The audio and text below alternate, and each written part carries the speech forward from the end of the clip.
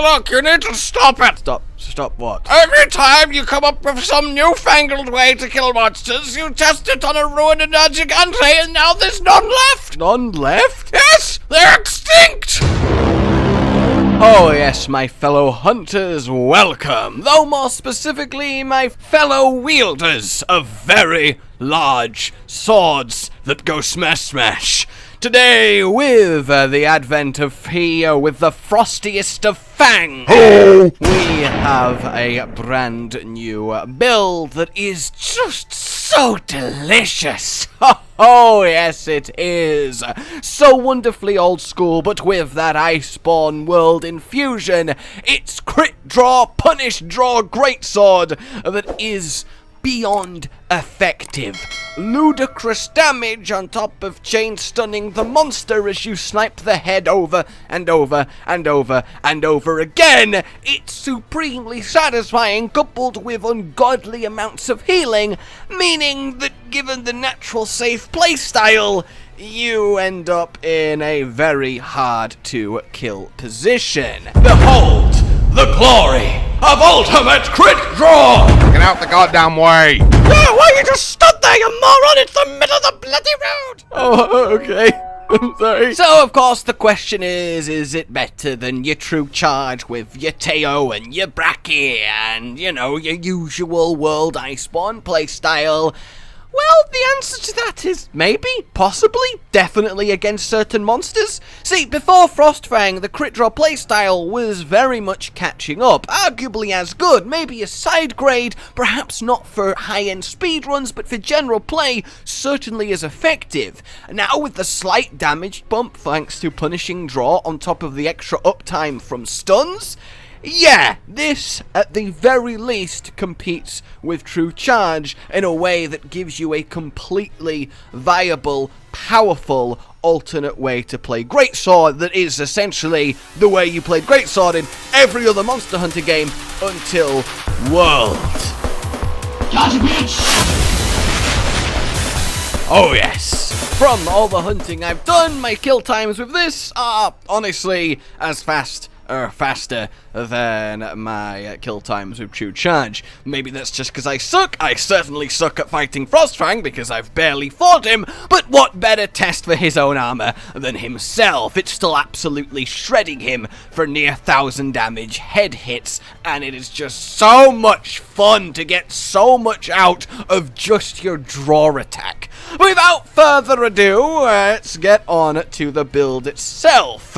It is admittedly very similar to what we were doing in my last round of crit draw. We have our 3 pieces of Velkhana, helmet, waist, and legs. The 4th is coming from the essence on the weapon, which means of course we need to use Safi weapon. Technically you want to use the Safi weapon with the element the monster you're going after is most weakest to, but it's Greatsword. The element damage is a pittance. Please, sir, I want some more.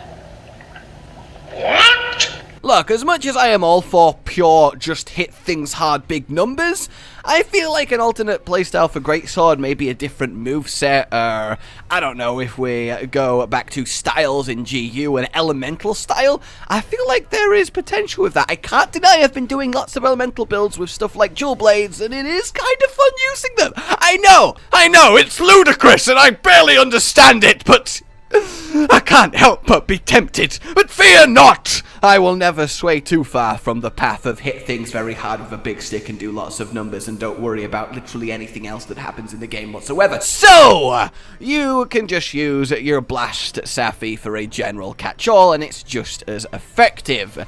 Then you want your double sharpness, your double attack, and of course the essence, and jobs are good. And you barely need to sharpen, you can go for your purple and your white because you're hitting so infrequently with crit draw that you are very much good to go with what's there and available to begin with. Then we want our Kulvtaroth gloves, which are very, very valuable gloves, a crit boost and 2 4 slots. Essentially this is the 3 crit boost glove and it does its job beautifully. And of course the pièce de résistance, the Frostfang chest, which is absolutely lovely. 3 attack to begin with, which is great, fantastic slottage, and that all-important punishing draw. more KO on your draw attacks and a little bit of a smidge more damage.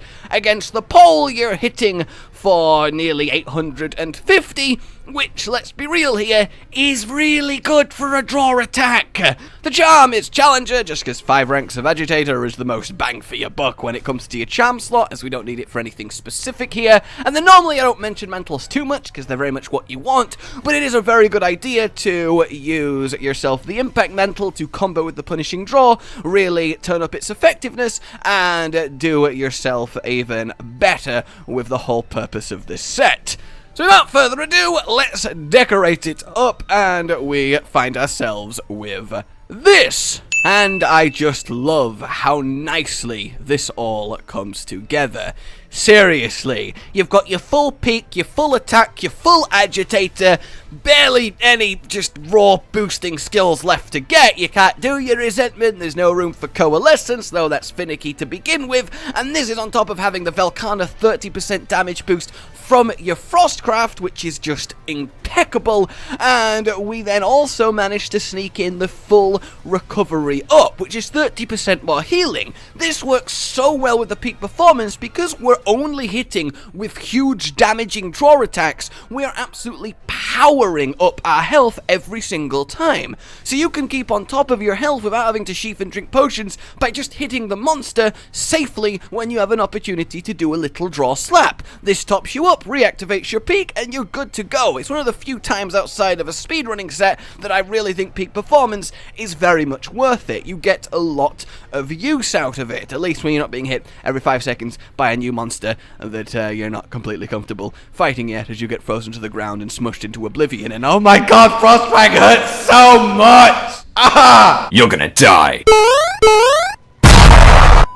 And really, it's kind of simple from there. We put 2 focus in because you don't need the full 3 when you're just draw attacking. It is fast enough that you can very much manage with the 2, though if you really want the full 3, just drop a peak performance, and then that is about it. It's just a very effective build that comes together very nicely, and finally, after so long, Greatsword players everywhere can get their goddamn punishing crit draw back once again. It is a fun playstyle, it is a satisfying playstyle, it is an effective playstyle, and it's something I can't wait to use more and more of as the rest of the expansion rolls around. This build has killed Elatrion, which I think is a good marker of its success too, so take that as you will. Just because I feel like I should touch on it a little bit, the playstyle of this is very much simple. You sheath, run around the monster,